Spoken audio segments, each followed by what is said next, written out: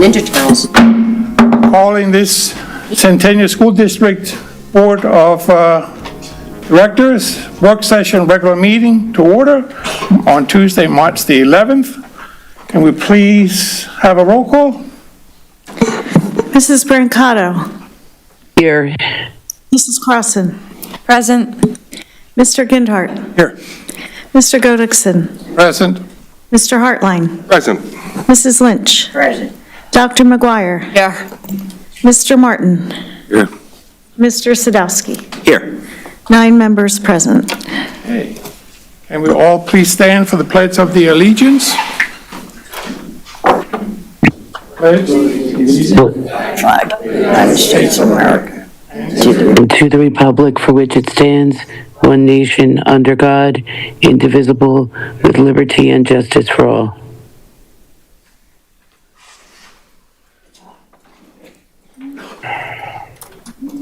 Do we have any announcements?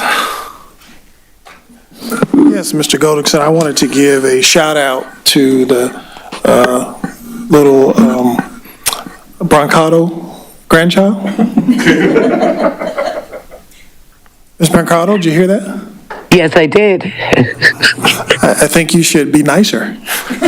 Yeah, I got taken out by a giraffe. I told her what she was going to say. He whacked me right in the eye. I hope it doesn't leave too many blue marks, you know. Pretty worse. Student presentation, William Tennant High School, Nick Mentor, and I believe he's doing Millbucks Tech School as well. Thank you, Nick. Thank you. So a quick recap on some past events here. William Tennant's 60th annual Black and White Night concluded with a victory by the Black Tide over the White Surge. March 3rd, our spring sports season started at Tennant. March 5th was our National Business Honor Society inductions, and we inducted 33 new members. And William Tennant students competed in the annual Rotary Club 4-way speech contest. Now for some upcoming and current events. Today and tomorrow we are having our annual Key Club blood drive. March 13th is our annual open mic night starting at 6 p.m. March 14th is our Hoops for Harmony tournament. Our spring musical, Mamma Mia, will be held on March 14th at 7 and March 15th at 1 and 7. William Tennant will be hosting our annual college fair on March 20th at 7 p.m. And April 3rd, Tennant is having our annual dinner for those who serve. And March 28th is our Cavalcade Jazz Show at 7 p.m. And that's the Tennant report. On to the MBIT report. First up tonight, March is a significant month for celebrating women's achievements and contributions throughout history. It marks Women's History Month, a time to honor the vital role women have played in shaping society. The first week of March is particularly dedicated to recognizing women in construction, highlighting their accomplishments, and the strides they made in traditionally male-dominated industry. Additionally, March 8th is International Women's Day, a global day celebrating the social, economic, cultural, and political achievements of women. Follow MBIT on social media to stay updated on all things related to women in history, International Women's Day, and women in construction. Next, congratulations to all the MBIT students who competed in the 2025 Skills USA District 2 competition. With 74 competitors and 55 events, MBIT proudly placed in 35 competitions, earning 14 bronze, 24 silver, and 15 gold medals. Some events were individual, where others showcased incredible teamwork. A special shout out to our gold medalists who are advancing to the Skills USA State competition in Hershey this April. Next, MBIT is hosting its first ever career and college fair on March 12th and 13th, with over 70 local industries, businesses, and colleges attending. Students will have the opportunity to explore career pathways, connect with professionals, and even submit their resumes for potential job opportunities. Some employers will also be conducting on-the-spot interviews. This is an incredible chance for students to network, learn about various industries, and take the next step toward their future. Next, congratulations to our senior automotive technology students who have officially earned their Pennsylvania State Emissions Inspector's license. This achievement is a testament to their hard work, dedication, and commitment to mastering the skills necessary for success in the automotive industry. By taking the certificate, these students have demonstrated their expertise in vehicle emissions testing and compliance, making them valuable assets to employers in the field. Next, the Medical and Health Professions Program hosted a successful blood drive on February 20th and 21st, demonstrating that the dedication and compassion of our students and staff. Through their efforts, numerous units of blood were collected, directly benefiting patients in need and supporting our community's healthcare system. This event not only provided an invaluable hands-on learning experience for our students, but also reinforced the importance of civic responsibility and the impact of career and technical education in real-world settings. The success of this initiative reflects the commitment of our program to fostering skilled and service-oriented healthcare professionals. Lastly, our work-based education is over 75 students getting invaluable hands-on experience in the industry. This partnership with local businesses not only provides our students with practical experience, but also strengthens our community connections and ensures that our graduates are job-ready. We are proud of this opportunities provided to these students and look forward to the continued success of our co-op program. We'd like to remind everyone that you can learn more about the latest happenings at MBIT by following us on Facebook, Instagram, LinkedIn, TikTok, YouTube, and X, and also signing up for a monthly newsletter.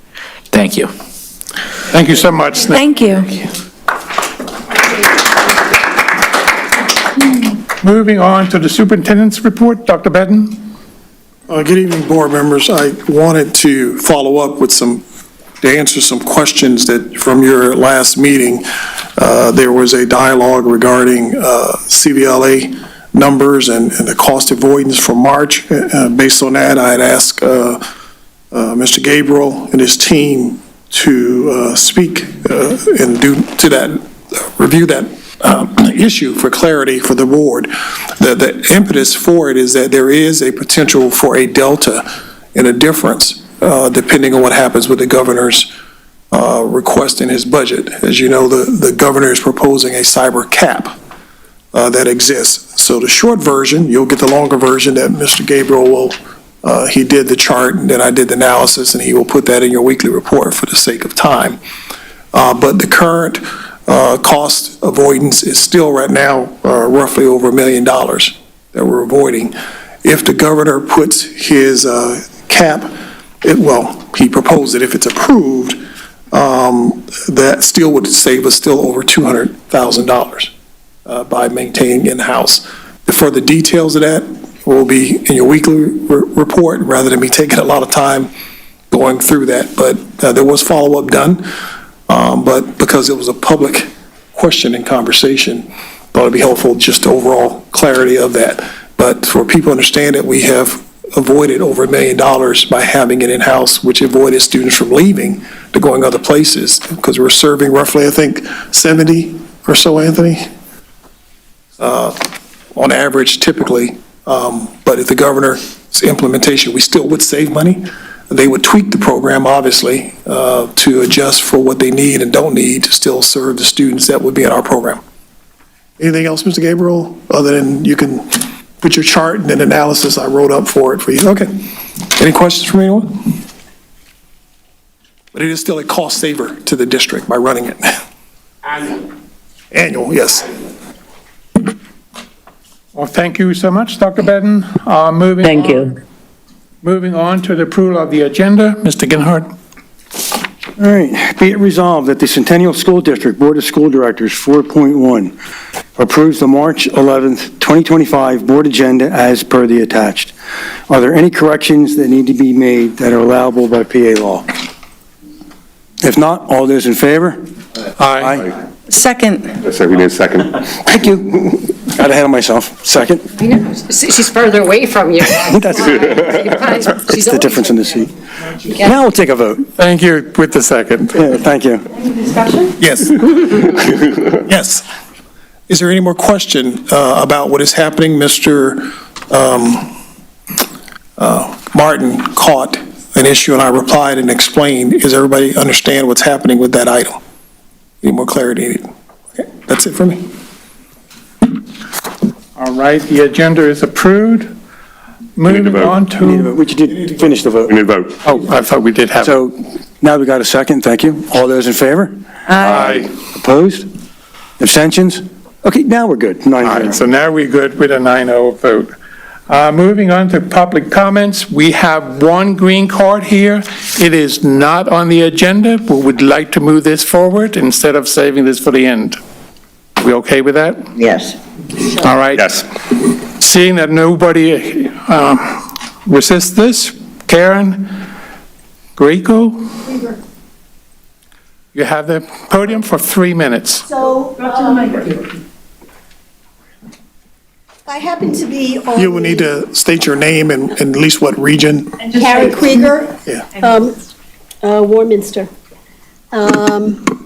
So, I happen to be on the Warminster Township committee that is responsible for the pensions of both the uniformed and non-uniformed employees. And we meet quarterly with the investment advisor, and they are right now making close to 7% a year. And so I thought it would be important to raise. Now, I understand that the Warminster Township is responsible for choosing their advisor. The Board of Ed is probably at the state level. But my understanding is, in terms of your investment, you're not making a lot. And so I thought I would bring this up as something to look at in terms of helping reduce the deficit that you have on an ongoing basis. I mean, they have a company called CBIZ, which is a division of BNY Mellon, and they're doing this. They've been doing it for years. They specialize in municipalities, but I think that it's something that should be looked at further, because last year was a banner year in terms of earning on your investments, and my understanding is very little was made.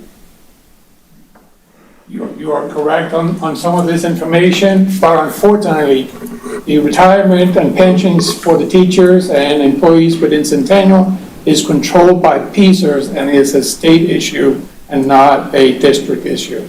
And the district investments are regulated by law into the Pennsylvania Liquid Asset Fund as to what we are allowed and not allowed to invest in, and that too is regulated by state statute. So we are essentially pigeonholed into what we can and cannot invest in. So I guess what I would say to that is, I'm assuming they want to be very risk adverse. Correct. So the question then becomes, if they were investing solely in bonds, they'd be making 3 or 4% last year versus what they're making. So the question is, why are they not doing what they can to help? That, unfortunately, so school districts are regulated more than townships are, because you have multiple townships, first class, second class, third class townships, cities, whatever have yous. And school districts the school district code is much more regulated. I think Mrs. Lynch can attest to that. She was a Warminster supervisor for a while. It's really a state issue. It is whether or not the state legislature would be willing to change the investment schedule. And, even as much as we petition them to do it or request for them to do it, it is something that they want to guarantee safe funds. School districts have in the past made some risky investments and lost taxpayer dollars. Not that the state pension system hasn't done the same, okay? Our state pension system, year over year, we are putting 25-30% more into it year over year as a state mandate. But our investments are mandated as well. It's actually something that's listed tonight as Pennsylvania Liquid Asset Funds. You can go back into the meeting minutes and see where the money is invested. Our business office does do the best job they can we get large sums of money in August, September, October when the taxes initially come in, and then they ladder out the bonds based upon what they know the pay down and the drawdowns normally are. The problem we run into is if the state budget finds itself backlogged or not passed, then we are dipping into and pulling funds out of there until we get our state funds in. Our federal funds are very little. We get 1% of our budget from the federal government, so that really does not have a huge supply on it. So are all the other? Thank you. If you wish to talk to me afterwards, I'll gladly talk to you sidebar afterwards. Okay. Mr. Greenwood, is there any way that we could capture some of that 7% that someone else is making and we're getting nothing? We're getting far from nothing. What are we getting on that? What percent? Mr. Greenwood, the audience listening can't hear you. And just so that you understand, there's a structure and rules, so they're not being difficult when they ask you to. So just want to make So sure. the district last year was making between 4% and 6%. We had well over $1 million in interest earnings on the money that we had invested. Thank you, Mr. Greenwood. Sorry to put you on the spot like that. This was the only green card we have for community comments. Moving on to the consent agenda, Mr. Ginhart. All right, let me see if I can get it right this time, I'm not getting ahead of myself. So we're going to start with 6.1. Does anybody want anything pulled? Okay, 6.1 minutes. Be it resolved that the Centennial School District Board of School Directors, 6.1A, approves the minutes from the February 11th, 2025 work session regular meeting. 6.1B, approves the minutes from the February 25th, 2025 Committee of the Whole meeting. 6.1C, approves the minutes from the February 27th, 2025 Budget Work Session meeting. Second? Second. Any discussion? All those in favor? Aye. Aye. Opposed? Abstentions? Carries 9-0. Mr. Ginhart, you might try to move the rest of them together. Yeah, there's a lot of 6. Are we doing each one separately? We could put them all together if nobody Yes. has any problem. Yeah, Just before I get into it, does anybody want anything pulled on anything? What number? Now it's The consent agenda, 6.2, 6. all the way it is 6.12. 6.7, please, and I think that's the only one. And 6.9C.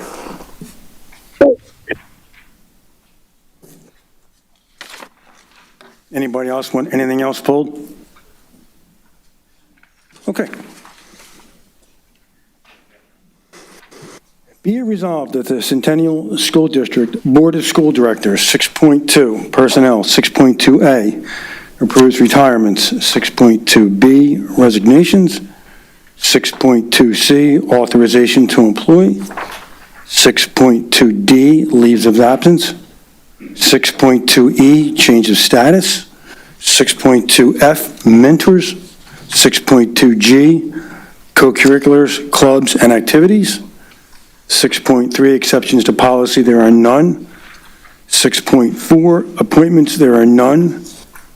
6.5, waivers, there are none. 6.6, conferences and travel. 6.6A, approves the overnight request for 1, possibly 2, William Tennant High School students to participate in the PA Music Educators All-State Festival, April 9th to 12th, 2025, Pocono Manor. District cost not to exceed $2,102.55. 6.6B, approves the overnight request for 4 William Tennant High School speech and debate students to participate in the PA High School Speech League State Championship at Bloomsburg University, March 20 to 22. 2025 in Bloomsburg, Pennsylvania. District cost not to exceed $3,650. Skipping 6.7. 6.8, assembly, speakers, and programs, none. 6.9, 6.9A, approves the renewal of the Transportation Procedures Agreement, Memorandum of Understanding between the district and Bucks County Children and Youth for the provision of transportation for foster care youth for the 2025-2026 school year. 6.9B, approves the renewal of the Memorandum of Understanding between the district and Bucks County Community College to provide William Tennant High School students with dual credit opportunities in a variety of settings at a reduced tuition rate of $130 per credit plus consumables, no cost to the district. Skipping 6.9C. 6.9D, approves the district's participation in the NRG Energy Power Pay Program with an estimated energy savings of $59,126.87. 6.10 textbooks, none. 6.11 acceptance of donations, grants, and requests, none. 6.12 changes to academic programs, positions, and stipends, none. Can I get a second? Second. Any discussion? All those in favor? Aye. Opposed? Abstentions? All right, carries 9-0. Moving back to 6.7, bids and quotes. Be it resolved that the Centennial School District Board of School Directors, 6.7A, approves the purchase of science kits to conduct a pilot of Steel Standards Aligned K-8 science curriculum from Carolina Open SciEd. District cost not to exceed $20,762.81. Second. Discussion, Mr. Martin? Yeah, I just had a question, and I know nothing about the Carolina Open Science Education Company, but in reading the contract, I've never known a company that wants to have a pilot program and sell you something that's going to make you buy the material.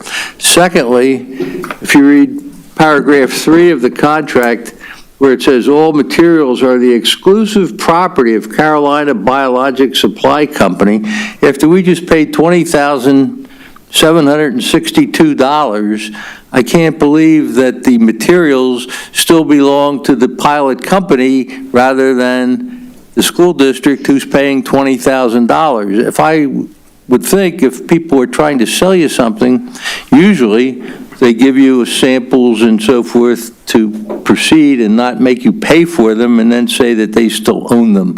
So just by reading the rest of their contract as well as the shipping and all the particulars they have in there, I would just prefer not to do business with that company. But that's all. Thank you, Mr. Gennard. So, Mr. Rutz, you're on the hot seat. Well, Mr. Martin, a couple of things, and Mr. Rudd spoke to it last week.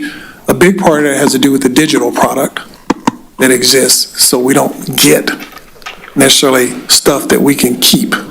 That is a big part of what it addresses. I do want to highlight to the board to make sure you notice that there were 2 companies last time. The issue that has been brought forward, we had to remove the last company, which was about another $11,000, so the true price was going to be ultimately $31,000. The shipping and the tariff impact has delayed product. So we end up having to cancel because we can't get it in time to do the process and complete it. So we end up just canceling the order right now, then trying to revisit it later. But the shipping and other stuff has been delayed. So we had to remove that other $11,000 roughly package. Yeah, because of tariffs and the import restrictions, FOSS could not guarantee the kits to us in time. All publishers are struggling with this. Open SciEd is as well. We have most of the K-5 materials in for middle school. We have some materials trickling in, but we're getting notifications from vendors and publishers across the spectrum in all the content areas that because of the tariffs and the import restrictions, we're having some challenges getting materials. Anything else to add to Mr. No, Martin's question about the product? I share Mr. Martin's frustration at times because this is the structure that most publishers have at this point, that if you keep the materials after a pilot or a soft launch, you get a discounted, or you get to keep those for free. But we are paying for a lot of digital items with this, and if you think about a kit, there are materials in there. There could be scales, there could be beakers. I'm trying to come up with some scientific stuff. There's worms or something like that, and those materials, worms wouldn't go back, but the actual materials, sorry, I was a former English teacher here, science stuff. All those kit materials, if we're not going to adopt something like Open SciEd or a million other science companies out there, we have to give those materials back. So, Mr. Rutz, if the materials would have been available from the other company, would they still have been in the Yes, agenda item yes, today. we just made the executive decision, Mr. Godekson, they weren't going to come in time in a way that would give us really what we needed. I sent an email out just today to the larger science curriculum cohort with a hat tip to our middle school teachers, science teachers, who have done yeoman's work. They're still piloting, soft launching FOSS. We have some materials from previous sample kits that I was able to procure for no cost to the district, and they've kind of hobbled together those materials plus just having science stuff in the building and supply closets. They've been able to substitute some items because they're awesome science teachers. So where a FOSS lesson might ask for something, they've replaced it with a beaker instead, or something that they were able to take care of that. So I feel good where we are, where middle school has been with soft launching FOSS. We haven't had the luxury, the advantage of having the full FOSS kits we've wanted because they shut that down with the tariffs and the import restrictions. FOSS is a publisher. It's actually not FOSS, it's school specialty. Them as a publisher could not get in all the materials to put full kits together for us. And we're experiencing the same thing with Open SciEd to a lesser degree, but we're experiencing it. Mr. Rutz, if after the pilot we do go with Open SciEd, will that $20,000 be applied towards? We'll get a discount on the purchase of those materials. Okay. I think it's 10 or 20%. We'll get back a credit towards the future purchase if we extend this out. Any chance of getting that taken off the top of the? I will do my best. I know Haggling is my middle name. your haggling skills are second to none. Yes, thank you. Okay. Thank you, Mr. Rutz. Thank you. Yep. Any other questions? Thank you. Okay, all those in favor? Aye. Opposed? Oh. Abstentions? Passes 8-1. Moving to 6.9C. Approves the renewal tuition agreement with Comprehensive Learning Center Incorporated for student 9-3 for the remainder of the 2024-2025 school year. District cost not to exceed $50,491.70. I get a second? Second. Questions? Mr. Martin? Yes. I guess we must have approved this at some point in time. I don't recall it, but we must have approved it in order that it's in vogue. But my questions after reading the contract of that are twofold. One, this says for the remainder of the 24-25 school year. So this is March the 11th. The school year ends June, whatever it does. So it's $50,000 for 2.5 months. And my second question is, in reading the contract, there's also mention of activities during the summer that we are paying for. Why, without getting into any confidentiality of any type, why would we be paying for summer activities when the school year doesn't include the summer? So I can definitely speak to that. Good. In special education, we have something called extended school year. So it's looking at students' goals and progress, and there's a criteria for whether or not a student meets it. And what that means is that a student would attend additional supports and services at some point. Most often it is during the school year, or during the summer, I apologize for that. In terms of this program in itself, their program is designed to be almost a full year program. So they won't end on June 12th, they go longer. Overall, it's a very comprehensive program for students with intensive and complex needs. So it's not students can necessarily be supported within our school district programs themselves. It's a very supportive, intensive, high need for those students. It is a costly program, as much of these programs are. They provide a very specific need and support for our students. And we did approve this at some past date, I guess? Based on the word renewal, I agree. It would have occurred prior to me coming on, so I don't want to speak, but based on the word renewal, I would say so, yes. So an underlying question is this likely to be an issue that's going to come up for next school year as well? So it may be. When we look at students, we look at their current levels of need for their support, and we're constantly assessing to determine where is the student's least restrictive environment. So where can we support them? Is it something that can be provided within the district boundaries, or do they need a more intensive, specific program outside of the school district? We're required to provide that summer component, or is that a nice thing that you? No, we're elect to do? required every year to review students' progress towards their goals, along with, there's a total of 7 criteria eligibility components that we review for every student in special education to determine if they are eligible for extended school year services. So what then is the end of the school year? This says the 24-25 school year. The end of their school year is what, December 31st? So while I don't have the contract in front of me, I would assume that the end of their contract would be July 1, and then it would start again. There are certain weeks, there are certain days that students are off. There's so many weeks in the summer that they go. Correct. So I don't know what they do here. I'm not really sure, but it could be, 3 days a week, a couple hours a week, a day. But is Comprehensive Learning Center every day and all day? So most often the programs in the summer go to a 4-day program. I don't want to speak directly to that because I don't have that information in front of me. The extended school year programs that we have within the district are 4 days a week and vary depending on the number of hours based on need. From looking at the contract, Yeah, I was gonna there say is it's on the- a student attendance registry on it, and it looks like this contract goes through till August.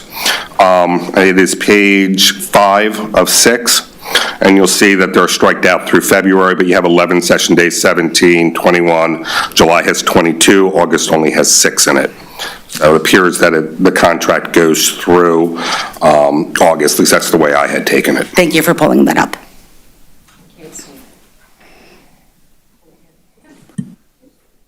But in looking at, I'm just curious, looking at that same matrix that you were referring to, it says the number of days in session this month is 11, the number next month is 17, in May is 21, June is 7, and July is 22, August is 6. So it's not something, if they're only going 11 days out of March. Keeping in mind, there's probably spring break this month. Their program gives them a spring break, does it? Well, I mean, because if you look at the previous months, they go 20, 19, 15 in December. I would assume winter break for that, and then About 20, June, 21. it's 7 days in June. I'm going with, it's now summer, that there is some type of a break. So they do take certain breaks, however, they're not off from June until September as a traditional school district might be. They don't start until July, yes, why sometimes. They do that, little bit of break. They take a little bit of a break. There are some days here, some days there that they would be off. I just want to point out that if you attach to it is their actual calendar, not just a matrix, for how the school functions. And then add clarity to Mr. Martin's question, which is a good one, so you understand that the little bit of quirkiness when you're dealing with special ed students, we think of, obviously, the year as until June 30th, but the issue for, we have extended school year services, which he would recognize, and that is what that really is, and you attach it to the current school year until the actual next academic year starts of starting school with classes, not like a budgetary calendar year, if that makes sense to everyone. But it's confusing. It's kind of like the educanese terminology. I just made up that word. I thought y'all would laugh. But. Hey, if it works, it works. I laughed, Dr. Bennett, I laughed. Mr. Martin, does that answer your question enough, or? Sure. Okay, any other? Thank you. Discussions or questions? Okay, all those in favor? Aye. Opposed? Abstentions? All right, carries 9-0.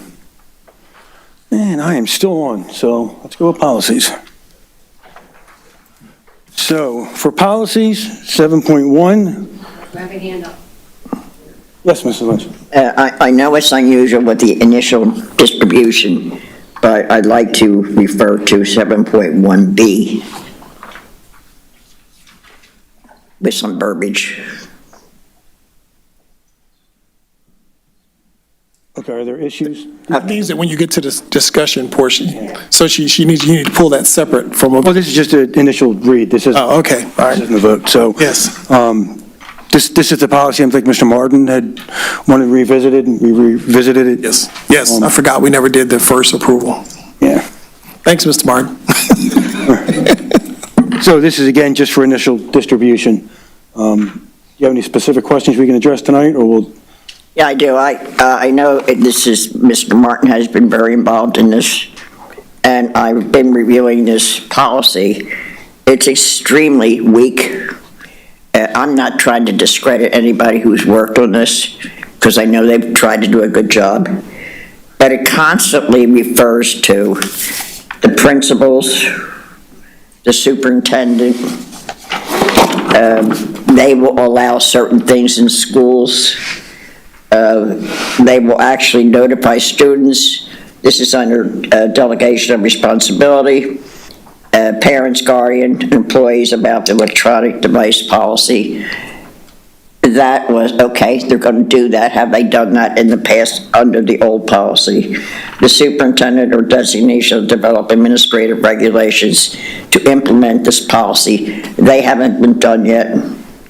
A lot is determined by the principal of the school, which could be one school has one thing, another school has another thing. There's actually, according to this policy, without explanation, there's no uniformity. It's something that we all are aware of. We all are aware of what trouble has been caused in the past by videos, et cetera, et cetera. They are prohibited. But the policy, in my viewpoint, needs a lot more work to it. And I would hope that we would send this back and have a broader base so that we don't leave everything the superintendent will determine. God bless you, the principal will determine. We need to wrap it up with uniformity and clarity. And this policy, the way it is right now, which I know is a very difficult policy to put together, lacks uniformity, clarity. It's repetitious. It needs to go back and have stronger verbiage in it. Colleen, can we put that on the agenda for the next policy meeting and include Mrs. Lynch in the meeting? Okay. So, Mr. Genhart? It's just a read. So, it's not a vote. Right. So here's the concern. Just to be transparent, we sent it back before and got zero response from anyone on what they wanted changed. So there are specific changes or to clarify it, because actually, we actually did make it a little bit stronger than what you had. A lot of what you're speaking to now, it was already in there. This is an improvement that was previously, to what was previously in place. Now, this is an improvement. Interesting as all heck. What are the policies for Central Bucks? What are the policies for Hatboro Horsham? What are the policies, as an example, for our surrounding districts in reference? I can tell you right now, for Central Bucks, if someone wants the kids to turn in, they've already told me they're not doing that. To give you an example, so. Okay, well. So what it is that you're looking for, we don't randomly pull people unless we're looking for something specific that we're looking for, because there's 501 school districts, and quite honestly, they're all over the board with how they're handling this, but I do know it just happened to be from a conversation with countywide superintendents. There was probably the majority of them who are not in favor of collecting phones. Can I offer a suggestion? And I'm sure, and I know you're due diligent, but and please don't take this the wrong way. You can't tell me that school districts in Bucks County have policy this week. So if I can weigh in on this, if you don't mind. So this was given to us by PSBA. So this is the base policy we're all working off of. I think, Mrs. Lynch, you hit the nail on the head earlier. The superintendent or designee shall develop administrative regulations to implement this policy. I think we're getting into, I think my perception in listening is that what you're asking for are us to get into the work of administrative regulations to put goals and guardrails around consistency and a little bit more specificity to how this will look in the schools. I think the policy itself, as we've looked at it a few times now in committee and from PSBA, is broad yet specific enough that it gives us the guardrails, or the goals, excuse me, but I think what we'll need to work on next, to your point, are the administrative regulations, working with our building administrators on putting some more specific language, it sounds like is what you're asking for consistency and a little bit more of the guardrail side of things. Mr. Gabriel, thank you. Whatever you need to do to make this policy stronger, to bring clarity, to bring uniformity, I sincerely thank you. You're welcome. Mr. President, if I might just a second, and I'm not going to go where I went before, but I do read a lot about this issue. The trend seems to be to ban the phones in the classroom without special permission, if there's a special need for the phone. We're swimming against the tide here, and my policy would be very simple. There would be no cell phones permitted in the classroom without special exception should a student have particular unusual needs, period. It would take 2 sentences to make that policy. That would be my policy. I'm probably the only one, maybe Mrs. Lynch, that I've heard from. If the board doesn't want to do that, that's fine. I would have a very simple 2-sentence policy. There will be no phones in the classroom unless there's a special permission granted because a student has a particular need for it, period.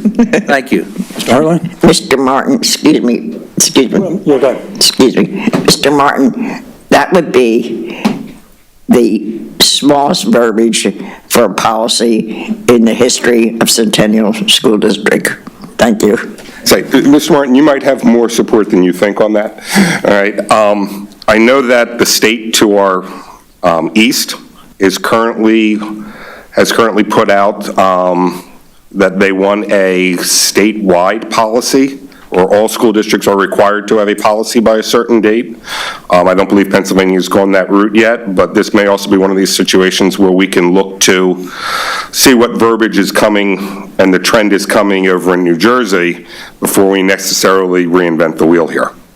Thank you, Mr. Hartline. If I'm correct, we will still be able to make adjustments to this policy before we adopt it. Yeah, the way I read it, there's going to be some ebb and flow to it, obviously. So I think what makes sense then is anybody has any further input or questions on this, because it's just a read, is to get it to either me or Colleen. What would be a good date to get it to you by, so you can get on the agenda and what will work for you? Maybe by Friday, this Friday. So if anybody has any follow-up questions or ideas? Does the policy committee meet before then? No. No, we meet on next Tuesday. Could we hold it off so that it is being discussed in the policy committee? Yeah, we're going to put it on the agenda again. Yeah, but also in the policy committee. I think what you're asking is not to bring it back until April's meeting? Correct. Okay. Yeah, we'll see if we get a consensus. About May. Or at the policy committee meeting. If anybody has any other suggestions? We do need help at the policy committee because we haven't, we think it's fine. Yeah. Right? So we'll readdress it, and then once we have a consensus, we'll bring it forward again. Mrs. Lynch, if you have time, can you just let them know what specifics you're actually looking for to put in there? If you're going to look up other districts, see what their policies are, Google that or whatever, so we can get this off the table by next meeting. If there's changes you want to make in our policy, I know you want it a little bit stricter, or... I can give suggestions. Yeah. What I would like is to review policies of other school districts and incorporate the good and the bad of those policies. And I really feel bringing this back in April is too short. This is something that really needs a lot of concentration. So I think maybe we can get the policy from New Jersey that has no cell phones. we can have the policy from suburban school districts in Bucks and maybe Apple Horsham, and our input, my input, your input, everyone's input, and make it a policy that doesn't, that stands up and doesn't say, well, there's an exception to this, and the superintendent's going to do this, and the principal is going to do this, and make it more clarity, uniform. That would be great. So if I may. I thought I saw your hand up. Did you have a comment? Okay. If I may, quick Google search for the Jersey, trying to get a time frame on it. The governor is asking for what you're asking for there, Mr. Martin. A ban on cell phones in classrooms, Right. period. My grandson's school in New York, they put their phones in a bag that's provided. and Correct. in a locker. They cannot have their phones with them. I'm not seeing any dates. I'd have to look a little further to see if there's a date they're looking to have it implemented by. You're going to get Okay, killed at the secondary level. High school parents are going to come and fill this room. Right, and I agree. And but- New York is, you have to look at, different states have been more aggressive, so it's easier when it's a state mandate. Well, I don't Now, think it was a state mandate for him. I think that's what the school district, So, this area. Is it public school? Yes. Okay, I believe New York has some more stricter guidelines, I'll check. But what I'm saying to you is that, and we said this before, if the board wants to pass that policy, they can, but you need to have an appetite. We talked about this. The high school gets beat up regularly. Yeah. They do have guidelines right now that talk about cell phones being away. The middle school don't even allow them right now to be out. So we have processes and procedures. Right. All that policy is doing is referencing and codifying. We've been doing that all along. That would be the AR that Mr. Gabriel was talking about. So the two middle school principals require middle school students to not have them out or on display or used unless it's instructional purposes.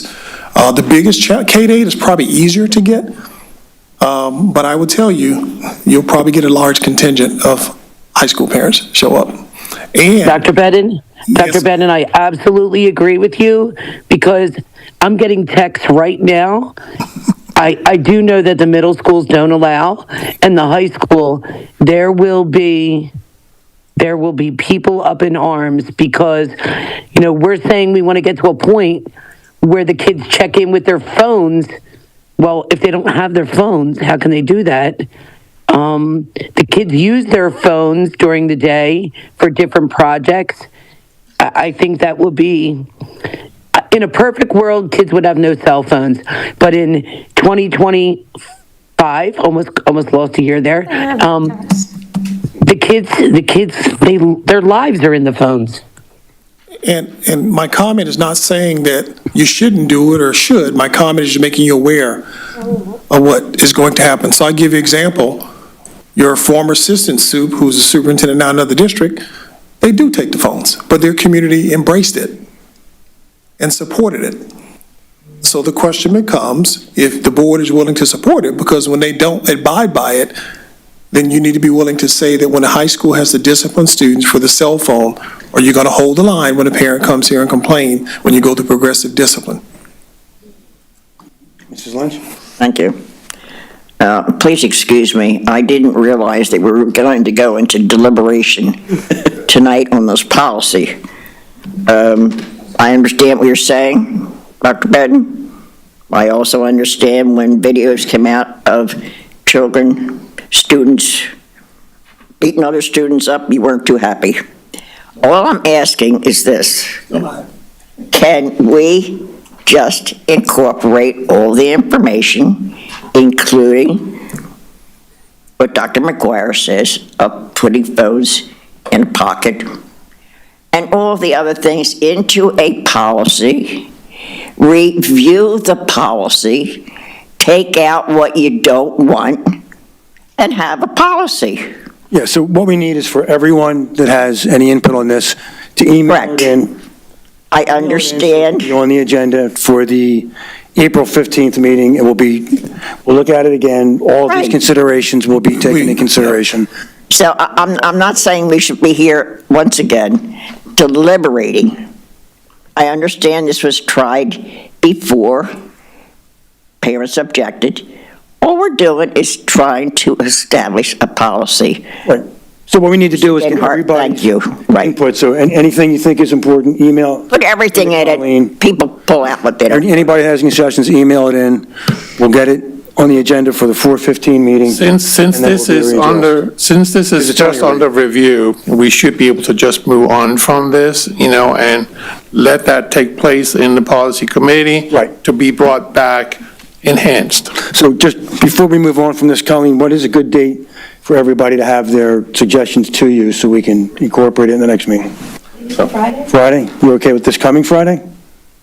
I mean, could we have this in May? I say, Ms. Crossan, had kind of indicated over here that maybe we shouldn't bring this back until May. Well, we're, Give a little bit more But we have, time. our committee the meeting next is committee meeting is the 14th. So that's when we're going to discuss it. Yeah. When's your committee meeting? the 14th, next Tuesday. March 14th. Well, could we do that later? The 18th. It's too short a time to have input from every board member. Would we do it at the next policy committee meeting? That would be. That's what we're talking about, that one No, I mean, is- the next. That would no, then no, be no. in April. No, yeah, the one in April. Yes, April 15th is April 15th is the board meeting? what you were saying, the Mark? policy committee. April 15th would be policy. Okay, so 8th would be the April board. 8th is. So we could do it the, Well, if you take, it's fresh in everyone's minds right now, so when you go home, think about it, jot it down, send a quick email. She'll have everything by Friday. Oh, come on, Patty. It's fine, everybody's thinking about it right now. It's in your mind. In fact, log in and send the email to her right now. Okay, I'm most anxious to see yours tonight. I like the look, policy. all right, look, why don't we do this, then we're going to move on from it. Since there's a lot of information involved with this, people need to get information. We're going to put this off until the April 15th policy committee meeting. That will have, everybody will have plenty of time. No excuse to not have anything in by then. You have an entire month. It will be reassessed and addressed at the April 15th meeting and then brought forward at the next school board meeting. Thank you, Mr. Dinhart. Thank you. And maybe it would be helpful to get a reminder somewhere right before the meeting. But we will receive an email from Mrs. Crossan tonight by 12. Well, they're not allowed to have it open anyway, their phones, right? In You class, might agree with me, it's very simple, it's 2 sentences. they still don't, I know. can someone please clarify that? When they walk into a classroom, they're not on their phones, are they? Yeah. Or are they? Yeah. Are they allowed to be? Okay, it was a joke. No, I'm just Move asking. on. I think in the real world, their It's phones are handled by on the silent or mute, and that, Okay, let's move on to policies for adoption. Does anybody want anything pulled? Please say no. No. Okay, thank you. All right, 7.2, policies presented for adoption. Be it resolved that the Centennial School District's Board of School Directors, 7.2A, approves policy 227, controlled substances and paraphernalia. 7.2B, policy 351, controlled substance abuse. 7.2C, policy 824, maintaining professional adult student boundaries. Can I get a second? Second. Seconded by Mr. Sadowski. Any discussion? All those in favor? Aye. Opposed? Abstentions? Passes 9-0. Whew, and we're done, and I am at the hot seat. all right, it's my turn. I'll give you a chance to rest here. All right, tonight there are 4 items that are brought forward for approval. Does anybody wish to have any of the 4 items pulled or discussion? All right, seeing none, I'm actually going to do a brief discussion on a couple of these. One of the things that we get on a regular basis is our check register, pre-approved bills, and pending bill list. And seeing that we are in budgeting season, I want to point out a couple things on this list that, the public may not be aware of, but are things that are reoccurring expenses in the district that we don't have a lot of control over, that are just things that we have to kind of roll with whatever market value is. $39,000 last month for fuel oil, or for gasoline and diesel, $14,000 for propane just to run our buses. $100 and some thousand to the IU to help supplement transportation, mostly of our special needs students. all right? And as their expenses go up and down based on what we have for transportation needs or fuel costs, those numbers change. $14,000 for copier maintenance and repairs. Like us, we had maintenance of or repair of wind-damaged cameras, security cameras. Some of them are easy to get to. Some of them our guys can go up on a ladder and change them. Others, you need a cherry picker to come in and take them off of the high side of a building or whatever have you. So there's quite a bit out there that you do see. Gas for the school year for transportation for August or for January and diesel was $39.5. Now, hopefully, we'll see some relief. Who knows? There's an ebb and flow to all of that. But there's things in here that, the business department goes through and they try to estimate what our expenses are. But as our buildings age, and even though our maintenance staff does a yeoman's job, there are just things that, take place. AC refrigerant replacement. O2 level monitoring in our pool in the high school. $200 and some a week.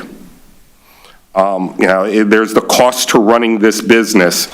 So, please take an opportunity to peruse through some of these bill lists you see. We're approving a 29-page pending bill list just for the month of February. Yes, Mrs. Lynch. Thank you. Thank you, Mr. Hartline, for pointing all this out. The amounts that you have stated, how are they? Are they within the budget? Are they over the budget? Or are they standardized for the month that we're in? Some of them are within our budget. Right now, on a $150 million budget, we are less than 0.5% fluctuation plus or minus. So we are within $500,000 one way or the other as bills come and go through the district. So the business office does an outstanding job of estimating these expenses. So I would say right now, and I'm going to get a nod one way or the other from Mr. Greenwood over here, we're pretty much on budget for this year. Okay, well, I think that's important too, that the public knows. I know the bill list is what we expect. Right. Exactly. So if we But there have are something. things- The unexpected are the ones that we attempt to budget for, but don't always come up with. Correct. So as long as we're on the budget Yes. format, we're okay. It's when we are off of it. Correct. And the items that you have said are in the format of the budget. Right. And they have done an outstanding job of estimating our expenses this year. To be within, and it's scary when you say only, when you're dealing with such large numbers. A $150 million budget, and you're within $500,000, but percentage-wise, that's minimal. It's good. But it's good. So there are just some things that I wanted to, as we proceed through this budgeting process, that, the district, there's a great example that was brought forward about what percentage goes to fixed expenses and what percentage we have some control over and all of that. And, the district is doing, in the finance department and all of the departments, maintenance and transportation, all that, are being very conscious of their budgets, and they're doing an outstanding job. So, that being said, be it resolved that the Centennial School District Board of School Directors approves the schedule of bills, investment cafeteria fund budget report, and general fund cash receipts summary, February 2025, as per the attached. 8.2, approves the 2025 budget transfers for February as per the attached. 8.3, approves the pending bill list as per the attached. 8.4, accepts the pre-approved bill list as per attached. Seconded by Mr. Sadowski. All those in favor? Aye. Aye. Opposed? Abstention? Motion passes 9-0-0. Thank you for letting me be on my soapbox a little bit. All right. Well, we're back to board discussions. Are there any other comments from the board? Mr. Hartline. All right, first of all, black and white night, outstanding, especially for those of us on the right side of the alphabet. I had an opportunity to go to 2 of the 3. I missed the pool night, but our students, well, we were here, but it ran later because there were some individuals that did make it over. Dr. Hendrick made it back for gym night. So she did come back and cheer on the students. Have to tell you, just a testimony to how wonderful our students are and how well-run this program is. At one point in time, they had 6 events going on the gymnasium floor at the same time. And they were all pretty much done in the 15-minute time slot or 20-minute time slot that was given. So it's just an outstanding job to the teachers, the students, the parents, everybody that is involved in this. Tradition throughout the year, and it's great to see former teachers come back, and teachers in the stands, and alumni, and students coming back and talking to the teachers, and it's really one of those things that makes Centennial special. Another one of the things that makes Centennial special, I'm going to steal Mr. Sadowski's fire here, is Mamma Mia coming up this Friday and Saturday. If you have the opportunity to see one of the 3 shows, one on Friday night, one Saturday afternoon, one on Saturday evening, the students do an outstanding job. It really is just, one of those heartwarming things. And I'll leave that as a segue to you, sir. No, I don't care who plugs it as long as we plug it. So go see Mamma Mia. I think you want to talk about what you said. No, absolutely. Congrats to the middle schools too for their hard work. I'm always impressed with the effort that they put in, the hard work that goes into it, all the preparation, the time, not just on the students' part, but on the teachers who, are the musical directors, and sacrifice lots and lots of overtime hours to get that all done. We have school nurses who are there during the performances to make sure everybody is safe, and that when I cut my finger on something, when I'm opening a box of candy or something and get a paper cut, there's Band-Aids nearby. All that stuff is taken care of because of our awesome staff. So thank you for everybody who puts all that time in, the maintenance crew who, cleans up after all the shows and everything. It's a group effort, but the shows are fantastic and always wonderful. So I'm sure Mamma Mia will be as well this weekend. Well done, everybody. All right, I guess this is it. I have a comment. All right. I would just like to issue a thank you to the school librarians. As part of the education committee, part of our duties are to review book purchases for the school libraries, and there has been some really outstanding books on those lists. Last month there was some really good ones, and just to call a couple out this year on this month's list, a book for Log has the Polish resistance to the Nazis in World War II. Let me see, McDonald has several books about veterans, which is very important, near and dear to my heart. High school, a couple of really good ones that are tough subjects, but are good.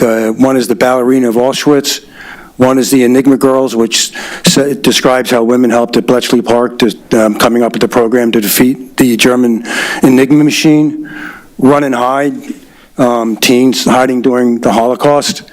And one that's important to me is a book about Frank Serpico, who was a New York City cop in the 1960s and put himself in great danger and actually had some issues rooting out corruption in the New York Police Department.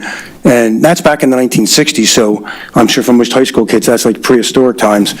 So, even the librarian catching that to put it on, history is incredibly important, but especially not forgetting the Holocaust, not forgetting what happened in World War II, our vets, and people that, like Serpico, did the right thing at great expense. It's great reading material. It's great examples of how to live. So I just want to thank the librarians for finding them and putting them on there. Okay, anybody else? Seeing none, I guess we go right back to you, Mr. Gilhart, for district policy report. Whew, okay, does anybody think we didn't beat up policy enough? Okay, good. So we have another meeting coming up on March 18th. It's a virtual meeting. And the policy 237 for electronic devices will not be on it. But again, if anybody has any questions regarding that, get it to us so we can get it on for the 4:15 meeting. And that is it. All right. Good report. I am going to take care of the Bucks County Intermediate Unit. We have just completed the comprehensive plan. It is up for review. We had 3 meetings before the holidays, but it is up for adoption come next week, I believe. They have also gone ahead and gotten a lease of the Pearl Buck Elementary School from the Chamonix School District. I guess they are closing the school, and the IU is going to be leasing it for at least the next 5 years, maybe even longer. They have also completed the Ambassador Academy for Leadership, but this was only for staff from within the IU. There were 12 people that graduated from that program at the last board meeting. And then we got a report from the Head Start and Pre-K programs where they actually informed us that they do hearing assessments and vision screening on a yearly basis for all preschoolers. And they have gone ahead and purchased a piece called Plus Optic Vision Screening Device for students that are, absent, during the scheduled events. They also do get the information in regards to the annual physicals, and dental examinations are done for as many of the preschoolers as well. And lastly, out of the Transportation Department, they have gotten some new Ford Transit vans, and that might be something that Mr. Vertman should take a look into, because they look like they are on the high rise if we are looking to get new vans. But what they did was they purchased vans that got converted to transporting students. So it is possible to do it that way. And the next IU board meeting is on the next Tuesday, on Tuesday night in Doylestown. Moving on to PSBA representative, Mrs. Clausen. Well, okay. I have been telling everyone, March 14th is your deadline for the scholarship. You have 3 days. If you're home, open that laptop up, start getting it ready.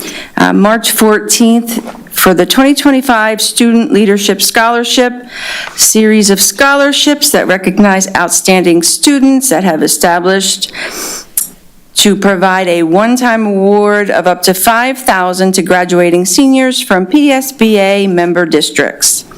The Freerick Scholarship recognizes a student planning to pursue a bachelor's degree in education. That's the first one. If you're looking for a bachelor's degree in education, you have 3 days. The Marcus Scholarship supports a student planning to pursue a bachelor's degree in public safety. Public safety, you have 3 days. The H.H. Quimby Scholarship honors a student who has served as a student representative to their local school board during the high school academic year. The young man that always gives us... He has been told about it. Oh, okay. Several times. I'm just saying, you have 3 days. Patty, I think Nick is probably good for multiple of these. Yes. The Swope Scholarship recognizes a student planning to pursue a bachelor's degree in the arts. Again, all of these, you have 3 days to get it done. PSBAtrust.org. Again, PSBAtrust.org. You have 3 days. That's all. Right. Centennial Education Foundation, Mr. Hartline. I say, so our next CEF meeting is this coming Tuesday morning. The board should have gotten an invitation to the banquet which is April 8th, and that is when we give out the mini grants. So that is, you should be having an email inviting you to that. The meeting to discuss the recipients will be on Thursday. So CES, a group of individuals will be meeting to go over the mini grants at that point and decide who they're going to be awarded to. And then at our meeting, we will then, I'm sure, approve them at that point. There are a few fundraiser opportunities. There is a 5-day hopper pass to Disney in Florida. That is on the website that there are tickets available for. So if that's something that you are inclined to, you can apply for that. There are some stipulations that go with it. Transportation is not included, meals are not included, et cetera. But a 5-day hopper pass for 4 to Disney is quite a prize. Now, that is an expensive event. If any of you have been there recently, it's not cheap. So that is definitely something. Conversations are being had around what will now be the second annual pet calendar. So that will be forthcoming. I'm getting a grin from my left here. So that was a wildly popular and very successful fundraiser and something that we hope to duplicate. And then the golf outing, of course. That is coming up in June. What's the Disney pass? What happened? It is a 5-day hopper pass to all Disney parks, How do I get including. to it? It's on our website somewhere. Yeah, it's on, if, How do I win? how do you win? Well, A picture of your dog. if you're willing to spend thousands of dollars on tickets, this is actually being held throughout many schools, so it is not just our school that this is going from. This is an outside organization, like we had done the fundraiser for the all-inclusive sports package tickets, that were 2 tickets to every professional home game in Philadelphia. This is a similar organization that's running. I'm feeling the luck of the Irish. I think say, that, well, so I'll direct you to it. I'll try to find you a link and send it. Thank you. Okay, if not, I'm sure I'll have tickets by Tuesday that I can sell to you. Moving on to the legislative report. Next on the list, I could be here for 3 days going over the amount of bills that have being put forward right now in Harrisburg. But they don't get passed. So instead, we're going to focus on the 2 that have made it out of committee and out of vote. One of them is the IU's ability to purchase more than a single building. So that one is moving on to the Senate. And then the other one is an eating disorder bill, which again, very important for obvious reasons. They're still working through the budget out there. At this point, it's pretty much anybody's guess as to what's going on. Hopefully, once all the committees meet and they get a consensus going here, we'll get some movement forward. But I will end it at that. Well, that was short. Thank you. Thank you. I say I could go through the 30 or 40 bills if you Yeah, want. but Michael, they don't get passed. They're just thrown out there to make some guy happy, You got it. or girl. Yeah. Mailbox Institute of Technology, Mr. Genhart. Okay, Nick actually left me something to talk about. Some good news, the MBIT team at the annual Philly Auto Dealers Top Tech Challenge took first place. They got prizes and multiple scholarships. The winners were Matthew Levesque from Central Bucks East and Matthew Hood from Central Bucks West, but it's good showing by MBT at that competition. Also, 3 instructors are presenting at the ACTE, that's the Career and Technical Education Region 1 Leadership Conference. They're going to be talking about what MBIT does and sharing their innovations. So that's 3 separate presentations. So considering limited number of programs and instructors that we have, it's a good percentage of instructors that are presenting there. And the last thing is that due to some really good grant writing by Lauren Doherty, the Agricultural and Youth Matching Grant was awarded to MBIT for $25,000 towards the purchase of a new greenhouse. It's in really bad shape. It's falling apart and it needs to be replaced. It's a very popular program, so we're working towards trying to get that replaced. So if anybody wants to help, you can call MBIT. And that is it. Were they represented at the flower show? They were not represented, but they were getting some of the materials that was going to be left over after the flower show. So it will be used in the classroom.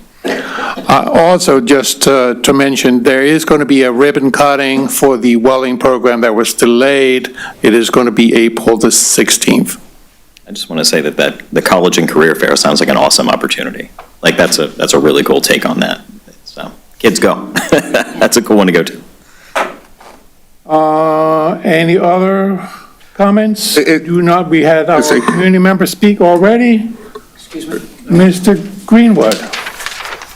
Just for clarity on the earlier comment, 2024 interest income was $3.4 million. The bond rate ranged from 5.1 to 5.24 over a quick review of the numbers I saw. Thank Is that lower than what, like, Warminster would get, like the township, or do we not know I that? haven't looked at theirs, so I will look at the township and see what we can. Yeah, see if we can get some more money, I don't know. Yeah. Help our taxpayers. I do kind of have a communication. I've gotten a couple texts here telling me that I didn't pump the jazz festival enough on the 28th of this month. So I guess it's communications. It's coming from constituents texting me saying, don't forget to mention the jazz festival, even though Nick did, so. All right, moving on to schedule our board meetings. Mrs. Crossan. Okay, schedule of board meetings and calendar of events. Friday, March 14th, early dismissal, grades K to 5 only. Tuesday, March 18th, 7 p.m., BCIU board meeting, location BCIU. Monday, March 24th, 5:30 p.m., MBIT Executive Council, Committee of the Whole, location is MBIT. Tuesday, April 1st, 5:30 p.m., MBIT Executive Council meeting, location MBIT. Friday, April 4th, early dismissal, grades 6 through 12 only. Tuesday, April 8th, 7 p.m., work session regular board meeting, located right here in the boardroom. Motion to adjourn. So taken. All in favor? Aye. Aye. Meeting closed. Thank you.